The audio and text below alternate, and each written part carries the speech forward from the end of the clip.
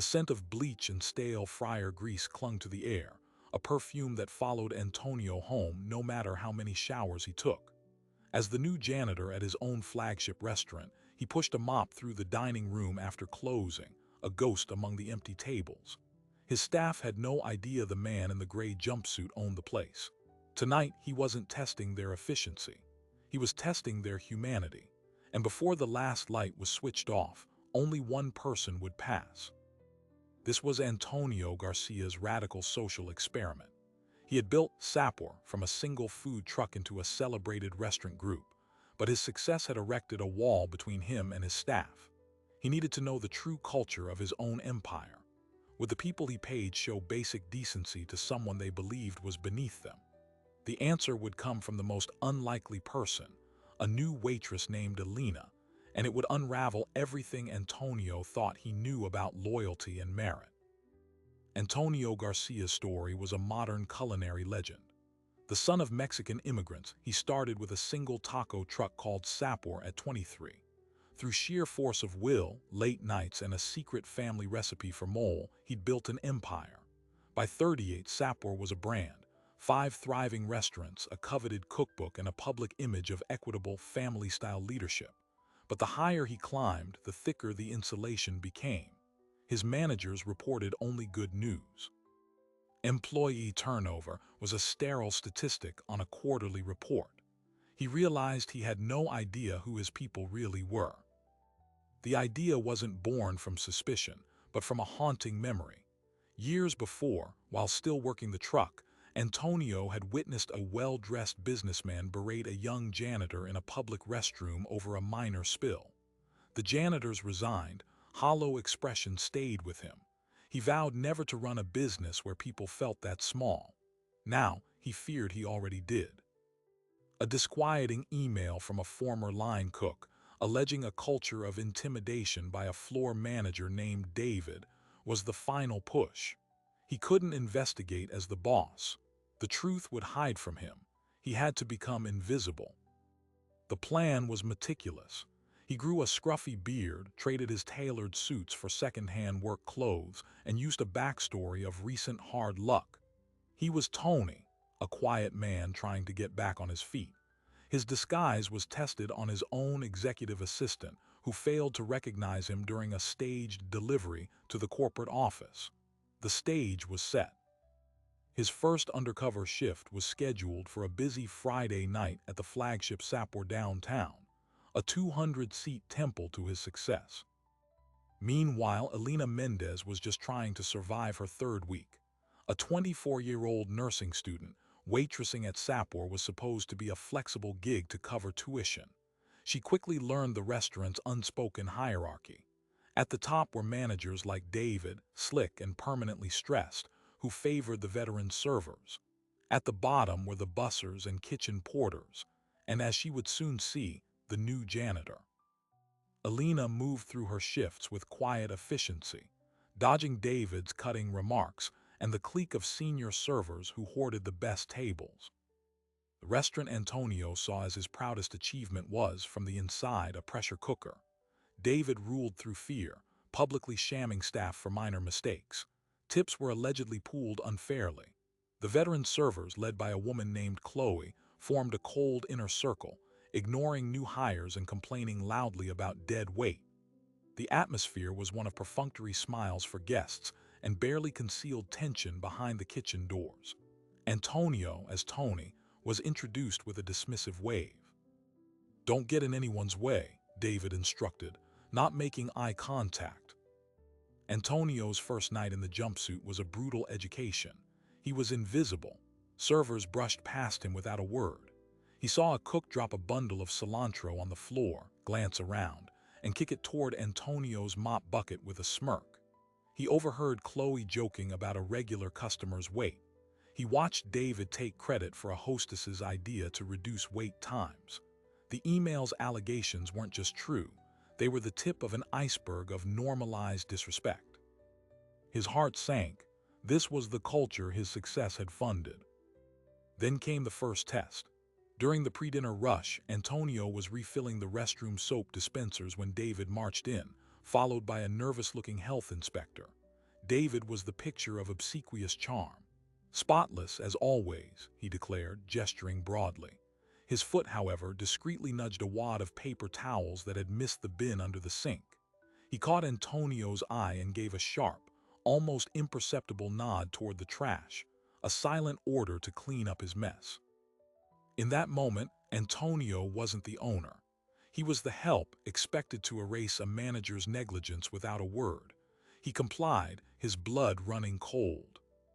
The breaking point and the first glimpse of light happened 2 hours later. Exhausted, Antonio was mopping a spill near the server station when his elbow knocked a full glass of ice water off a tray. It shattered at the feet of Chloe, who jumped back with a shriek. "You clumsy idiot," she hissed, her face contorted in anger.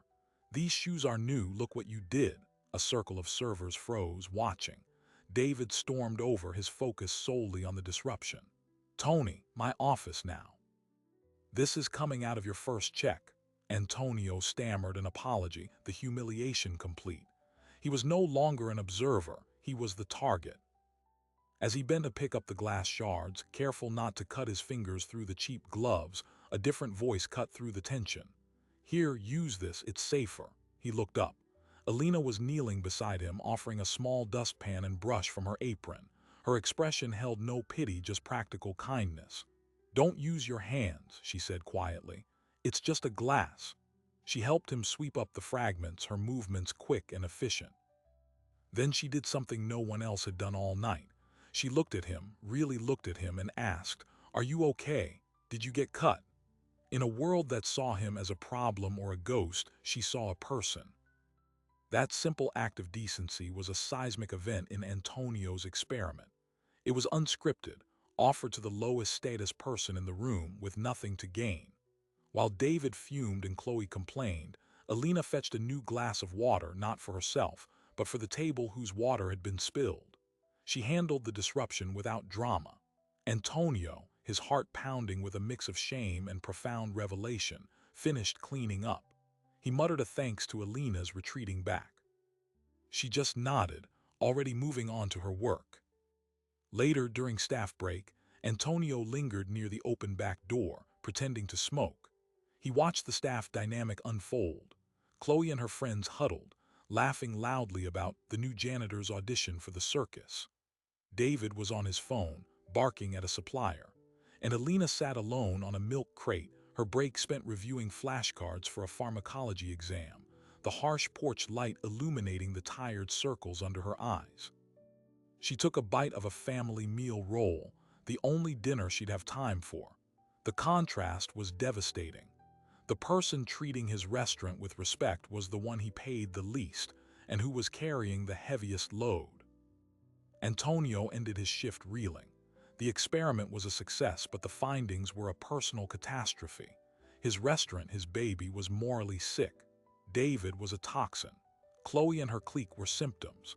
And Alina was the antidote he never knew he needed. He drove home in his old pickup, the scent of bleach and fry oil clinging to his janitor's clothes, the taste of his own failure sour in his mouth. He had gone undercover to find a problem employee. Instead, he found a failing culture and one employee who represented everything he thought he stood for. The question now was no longer about observation. It was about action. What does a king do when he discovers his kingdom is corrupt and his only worthy subject doesn't even know he exists? The next evening, Antonio returned as Tony, his resolve hardened. He needed more data, more proof, and he needed to understand Alina's situation. The shift began as usual with the same hierarchies in place, but Antonio's perspective had shifted. He wasn't just watching behavior, he was mapping a social ecosystem of power and neglect. He saw David skimming cash from the tip pool. He heard Chloe instructing a new hostess to seat the good-looking tables in her section. The operation was efficient, but its soul was rotten. Then midway through the dinner rush, a new variable entered the equation. A well-dressed couple, clearly important guests, was seated in Alina's section. Their order was complicated, full of modifications. Antonio watched from the periphery as Alina handled it with patient professionalism. When the food arrived, the man sent his steak back twice, claiming it wasn't cooked properly. The third time, David intercepted the plate from the kitchen, saw it was perfectly cooked to the original order, and exploded, not at the customer, but at Alina in the middle of the dining room floor. "How many times do we have to go through this, Alina?" David's voice was a venomous whisper meant to carry. "You wrote the ticket wrong again. This comes out of your tips. You're lucky I don't send you home." Alina's face went pale. She glanced at the ticket in her hand, then at the kitchen ticket rail. Antonio, closer now, could see both. She had written it correctly.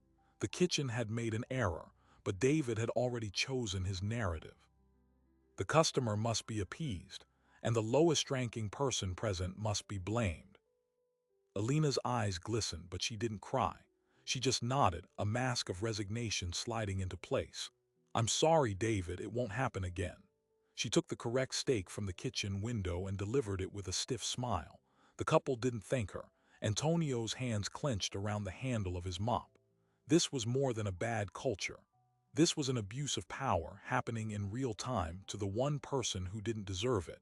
The owner in him screamed to intervene. The janitor had to stay silent. But the experiment was over. Antonio had seen enough. The cliffhanger wasn't about what he saw next, it was about what he would do next. The evidence was damning. He had the who, the what, and the why. He held the power to fire David, to promote Alina, to burn the entire rotten structure to the ground and rebuild it. But revealing himself meant ending the charade, and with it, the pure, unobserved truth of his restaurant's heart. As he watched Alina wipe a furtive tear in the walk-in freezer, he faced an impossible choice.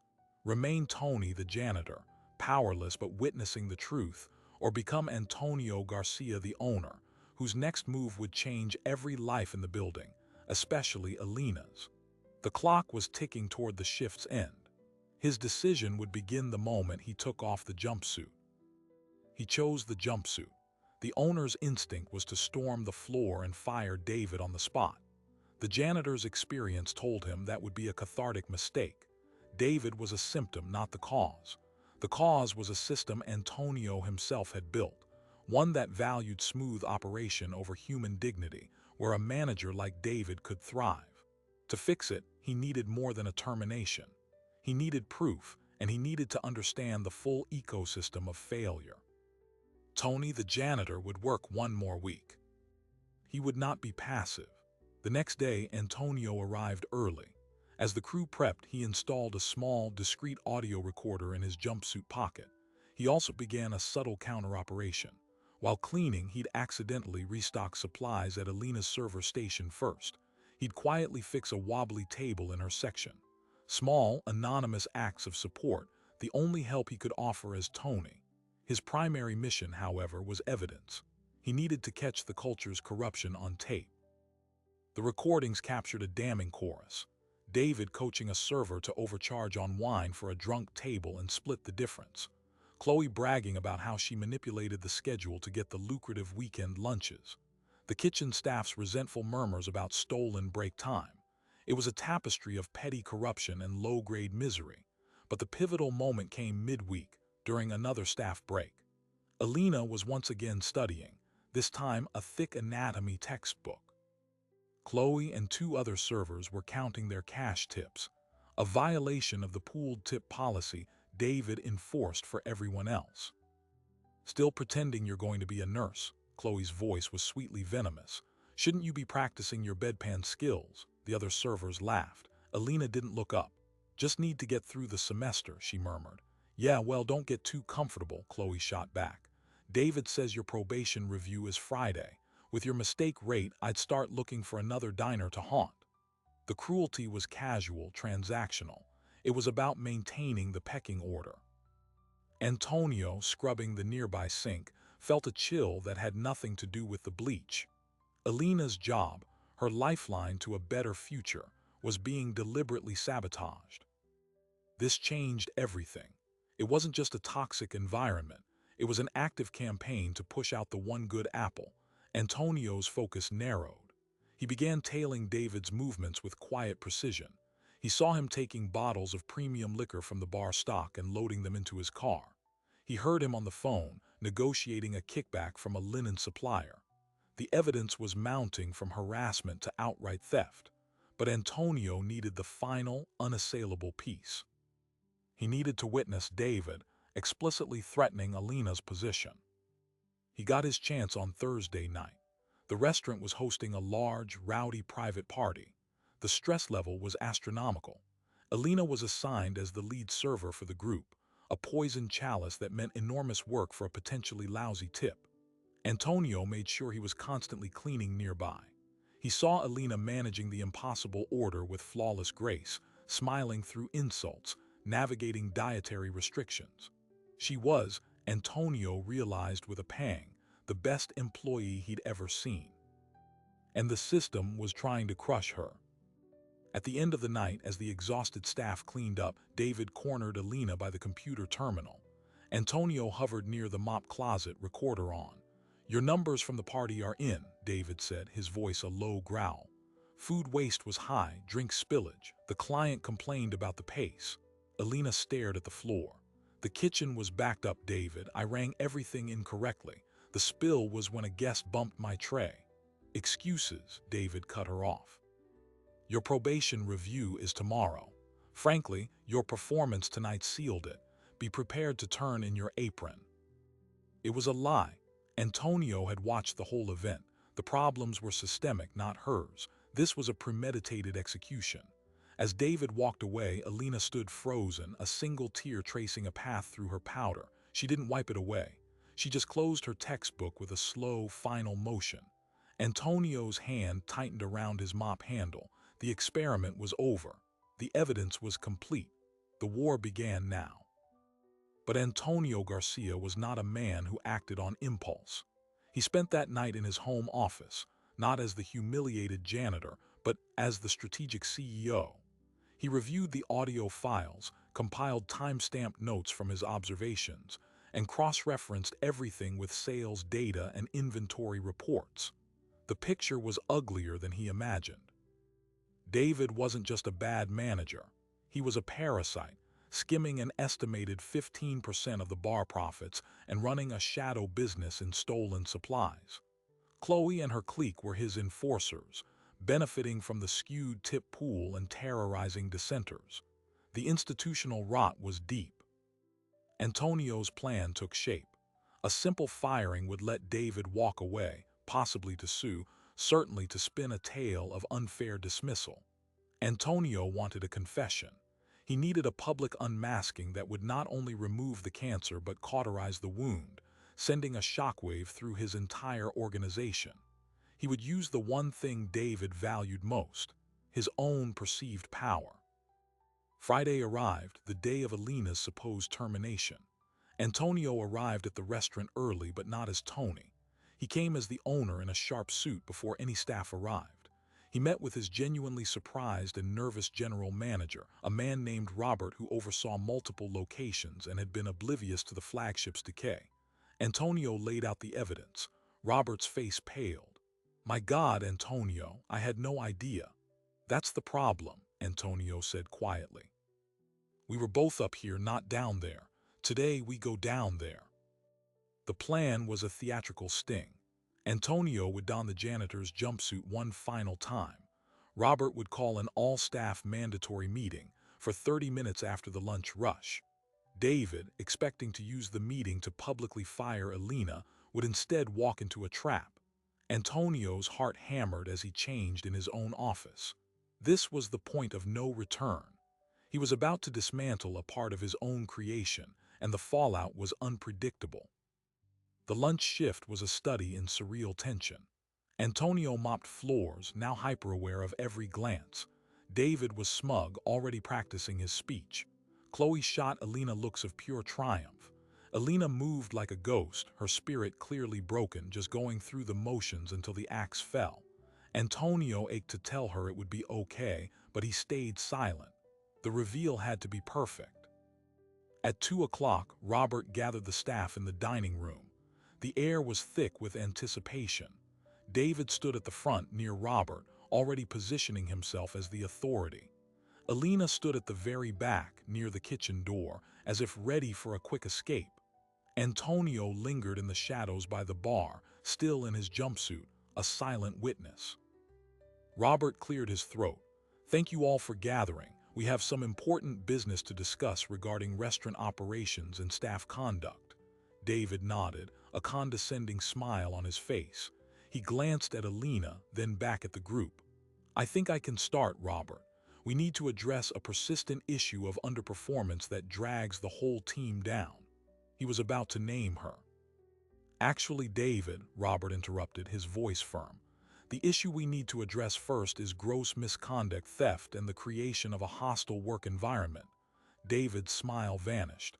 Chloe shifted uneasily. Robert continued, "We have gathered extensive evidence over the past week, and we have a witness."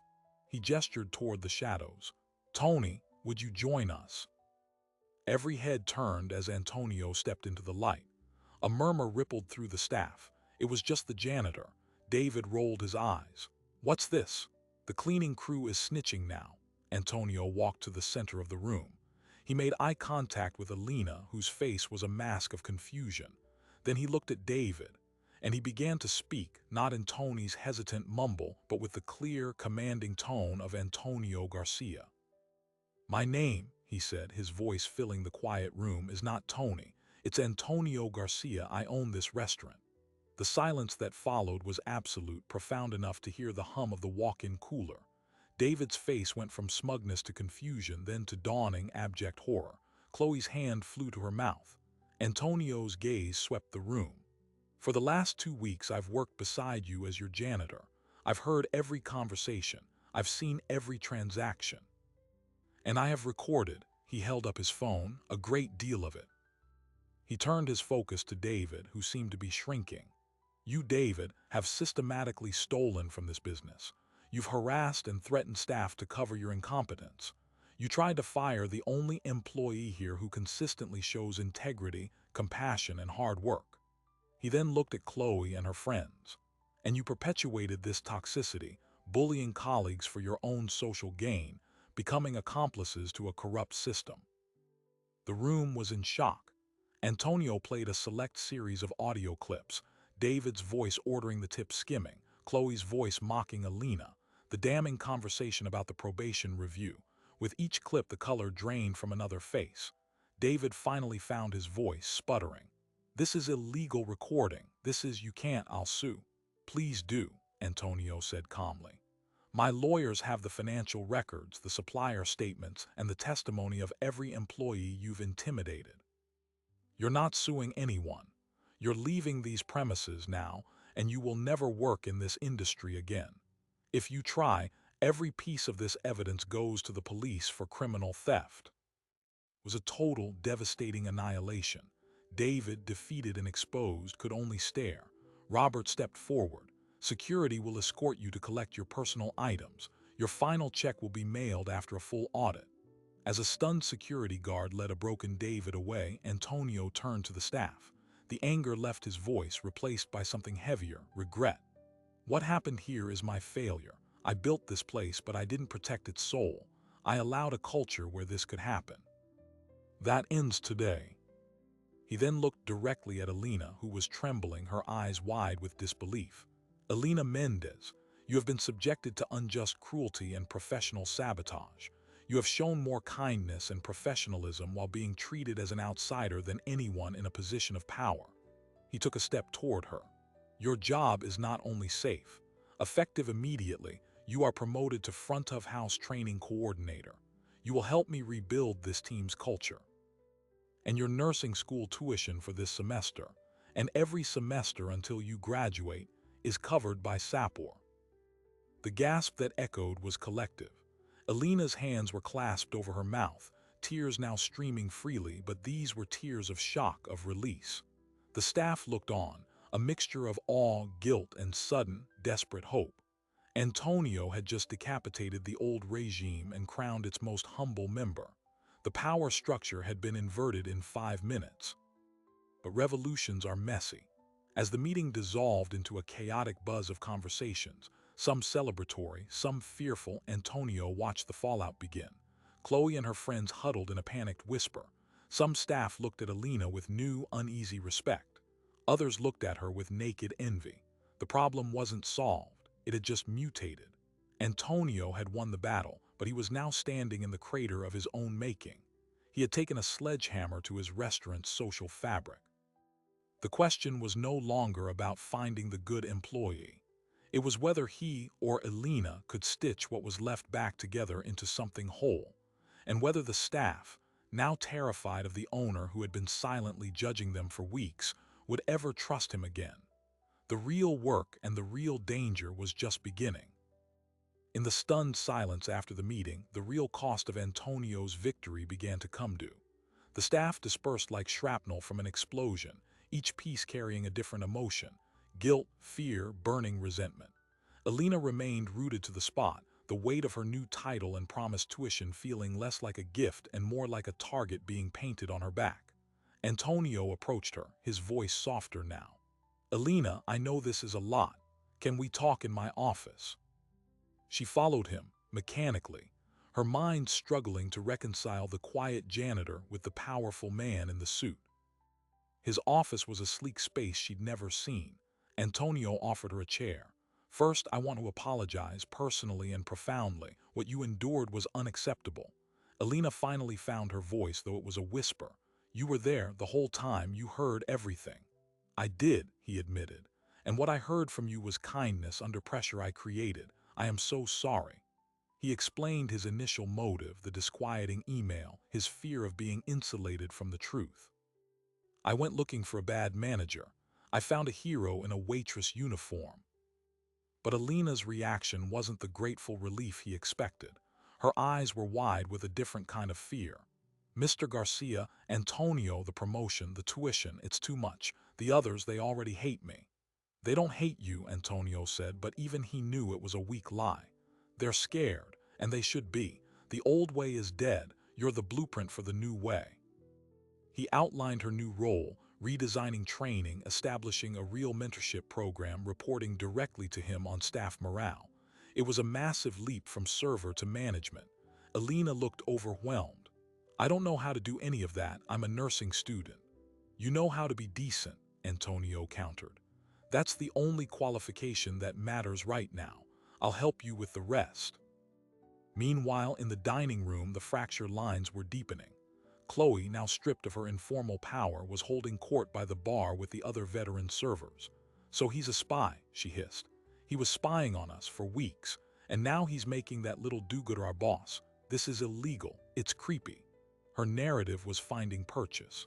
The fear of the boss's secret surveillance began to outweigh the anger at David's corruption. The staff's unity in shock was splintering into paranoid factions. Antonio's next move was to address the entire company. He called a video conference with all 5 Sapor locations the next morning. On screen, his face was grim but resolved. He didn't reveal the undercover details, but he announced David's termination for cause, outlined new zero-tolerance policies for harassment and theft, and introduced Elena as the new culture and training lead. He ended with a promise: "From today forward, my door is literally open. Any issue, any time." The reaction across the brand was a mix of applause and profound anxiety. The story of the owner as janitor began to leak, morphing into wild rumors. The first major crisis hit within 48 hours. Chloe and 2 other servers quit en masse, leaving a scathing letter on social media about a culture of distrust and secret surveillance at Sapor. They painted Antonio as a paranoid tyrant and Elena as an unqualified favorite. The local food blogger scene picked it up. The headline "Boss" or "Big Brother" began trending. Antonio's PR team scrambled. His bold moral stand was being reframed as a creepy ethical violation. Then came the legal letter.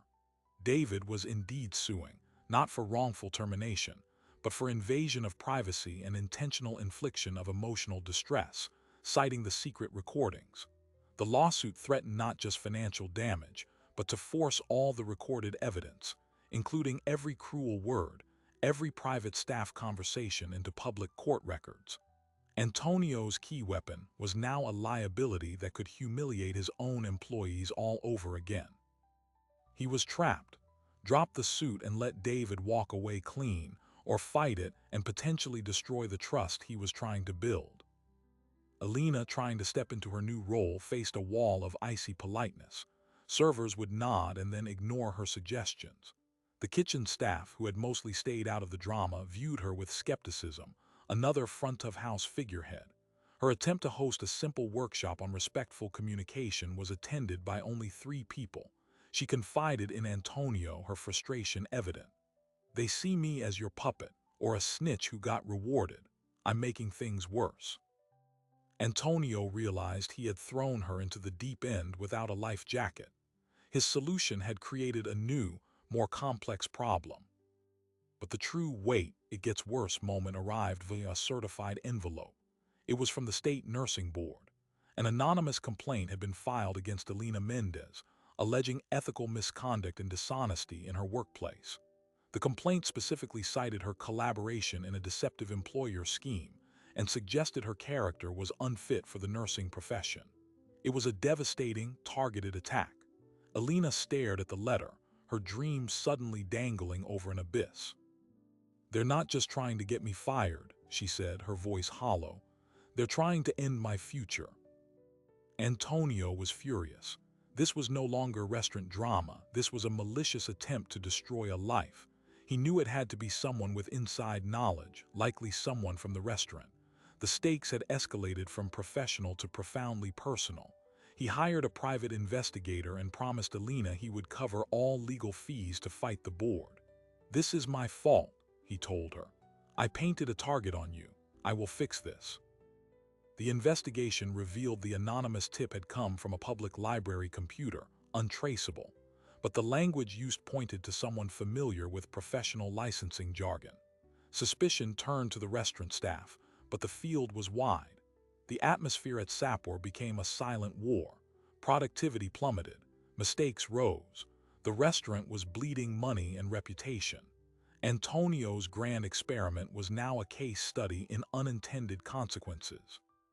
He decided on a radical transparency move. He called another all-staff meeting.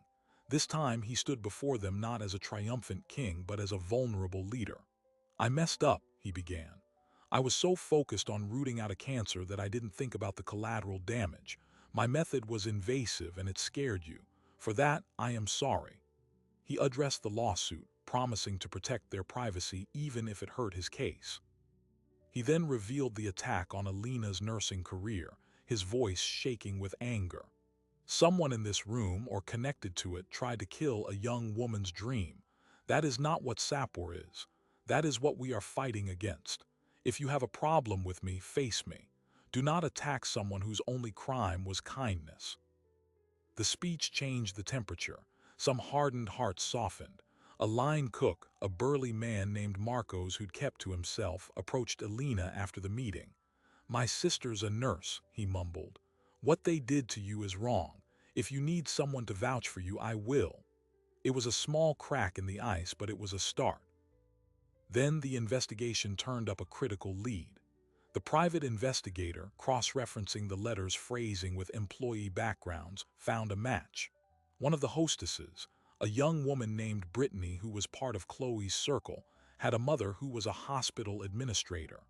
The language about ethical fitness mirrored internal hospital HR documents. Confronted gently by Antonio, Brittany broke down. She confessed that Chloe, after quitting, had pressured her to file the complaint, drafting the letter herself. Chloe had vowed to burn the whole place down on her way out. Antonio had his culprit. He now faced a choice: pursue legal action against Chloe, potentially dragging Alina through more mud, or find another way. He chose the latter. He contacted Chloe directly, offering a simple deal: withdraw the complaint in writing to the nursing board and he would not sue her for tortious interference and defamation. He attached the evidence linking her to Brittany. It was a brutal, quiet negotiation. Chloe, realizing the legal peril, capitulated. The complaint was officially retracted. Alina's path to nursing was clear again. This victory, however, was Pyrrhic. The restaurant was still broken. Antonio needed a symbolic reset. He announced a 2-day paid closure for a cultural reset. He brought in a professional workplace mediator. The first day was raw and emotional. Staff aired grievances, not just about David, but about the fear Antonio's secret mission had instilled. Alina spoke last, her voice clear and strong. "I didn't ask for any of this. I just wanted to do my job and go to school. I was kind to Tony because it was the right thing to do, not because I wanted a reward. I'm not your boss. I just want to be your colleague again, in a place where we don't have to be afraid of each other." Her authenticity, stripped of any agenda, finally began to bridge the divide. The mediator guided them through rebuilding team agreements. Antonio listened more than he spoke. By the end of the second day, a fragile, exhausted consensus emerged. They would try to rebuild. Reopening night was tense, but a remarkable thing happened. The staff, having faced the abyss together, began operating with a new, cautious respect. Marcos the cook expedited Alina's tables first. The new servers watched her closely, not with envy but with curiosity. Antonio worked the floor, visibly, as the owner, bussing tables and talking to guests. The old hierarchy was truly flattened. Yet as the night wound down, Antonio knew the final, most difficult test remained. He had fixed the symptoms and survived the backlash, but he had not yet addressed the core flaw, his own distance. He had built a system that failed because he wasn't in it. His undercover mission was a shortcut, a one-time reveal. True change required permanent presence. He looked at Alina, who was laughing with a table of regulars, finally looking at ease in her skin. She had been his catalyst, his moral compass. She had paid the price for his education. Now, he had to prove he had learned the lesson. He called her into his office one last time. The lawsuit from David was still pending, the PR narrative still shaky. The restaurant was on life support, both financially and spiritually. Antonio had one more card to play, a move so drastic it would either redeem his entire enterprise or sink it for good. He had decided to stake not just his money, but his entire identity on the principle Alina represented. He was going to make the experiment permanent. And he would need Alina, not as an employee, but as a partner to do it. The gamble of his life was about to begin. Antonio's final gamble was not a secret, but a proclamation. He called a meeting with his entire corporate staff and the remaining restaurant team.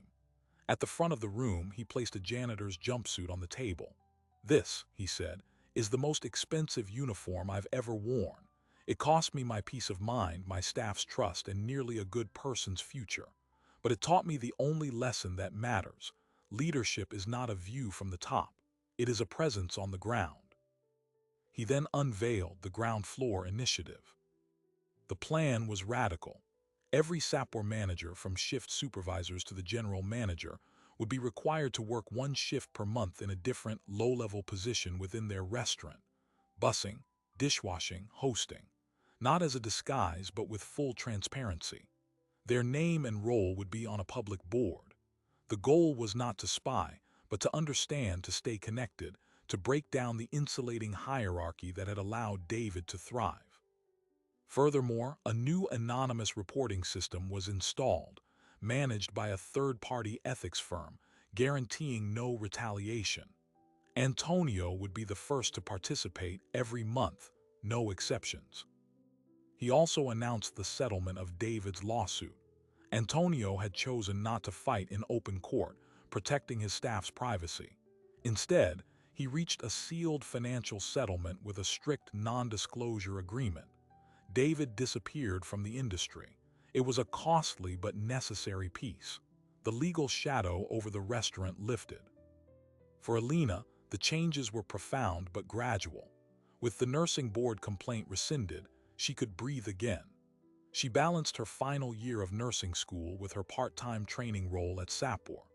Antonio hired an operations manager to handle the day-to-day logistics, allowing Alina to focus purely on culture and training, designing programs based on empathy and clear communication.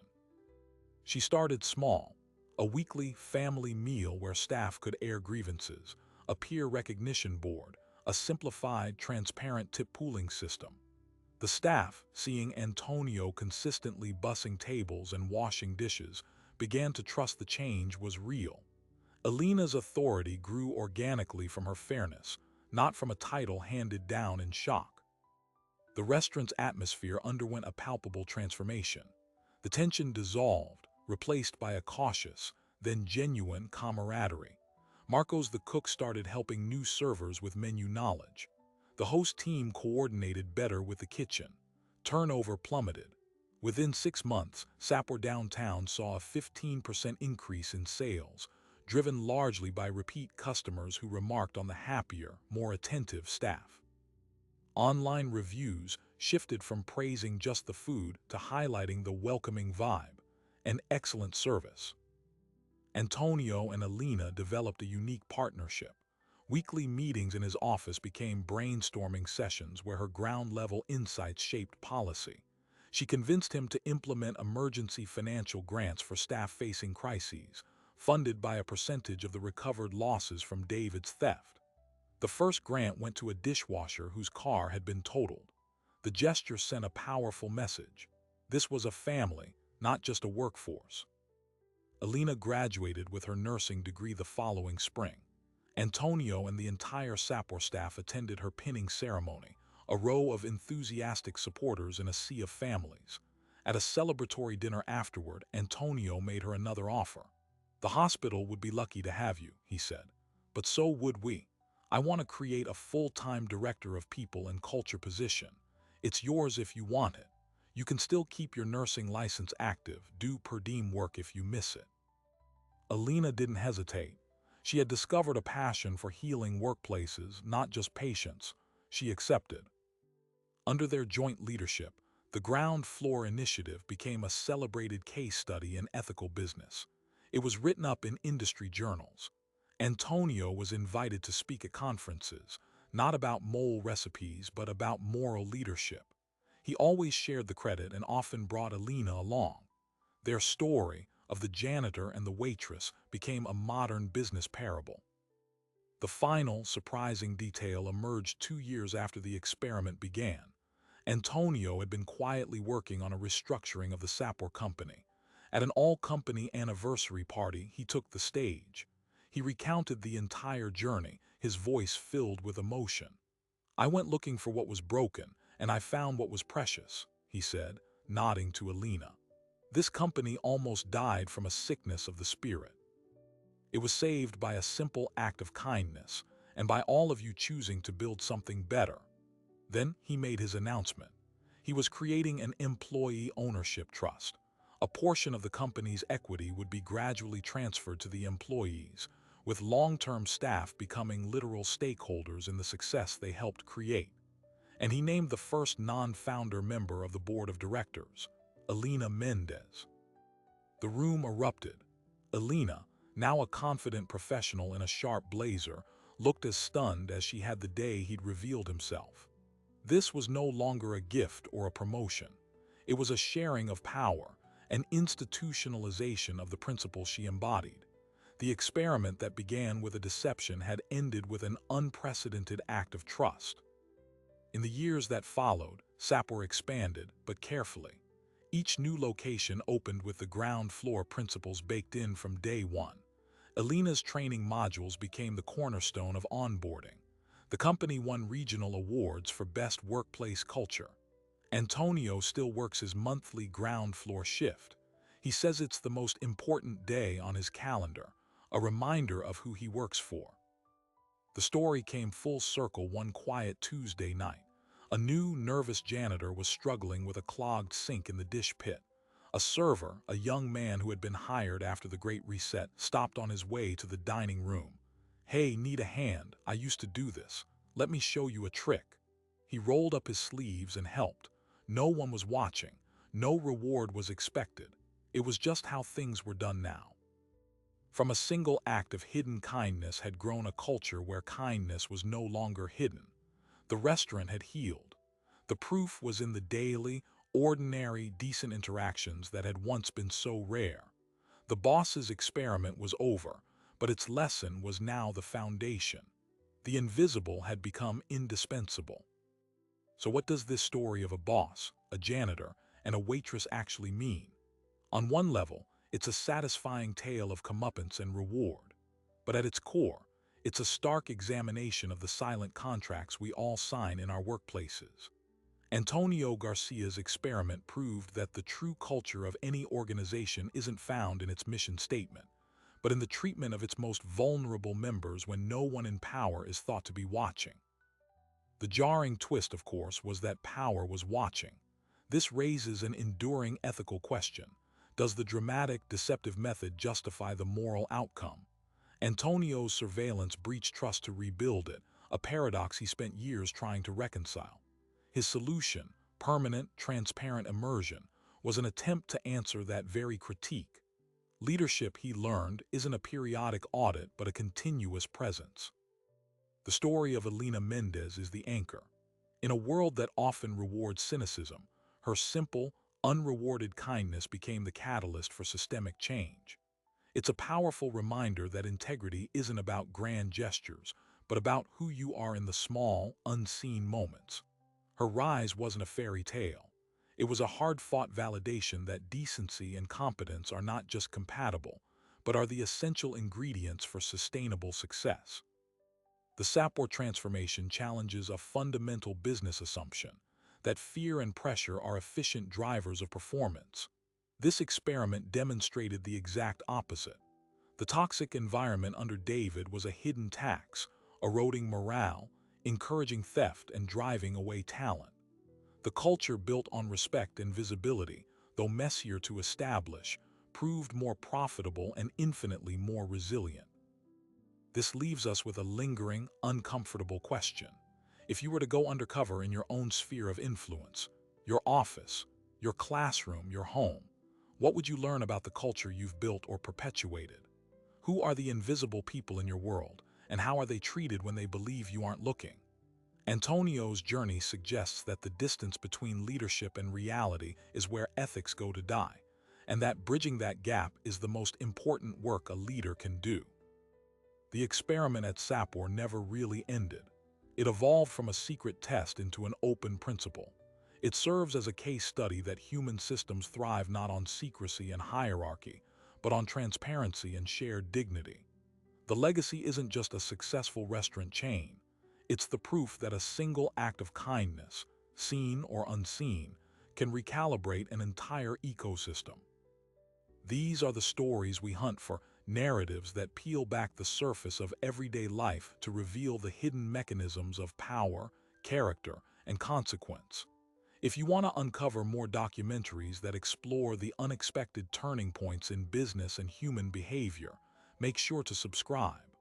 Your support helps us find and tell the stories that matter. Thanks for watching.